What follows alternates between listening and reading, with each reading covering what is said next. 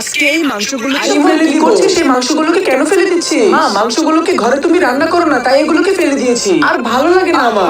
মা, দেখেছো তোমার ছেলে এত টাটকা মাংসগুলোকে কিভাবে ফেলে দিল রাস্তায়? কি রে মন, তুই কি কাজটা ঠিক করেছিস? আমি এত কিছু বুঝি না, আমার কাছে মনে হয়েছে ফেলে দিব, তাই আমি ফেলে দিয়েছি। তোদের মন চাইলে তোরা রান্না করে খা, যা খুশি তাই কর। মা শুনো না, এগুলোকে তুমি আজকে মজা করে রান্না করো, তুমি আর আমি মিলে খাবো। ঠিক আছে, আজকে ইমনকে কোনো খাবারই দিব না, তুই আর আমি এটা মজা করে রান্না করে খাবো। চল চল। বন্ধুরা, তুমি যদি লিচু খেয়ে থাকো ভিডিওতে লাইক করে দাও, আম খেয়ে থাকলে চ্যানেলটিকে সাবস্ক্রাইব করে দাও, এবং তুমি কোন ক্লাসে পড়ো সেটা কমেন্টে লিখে দাও।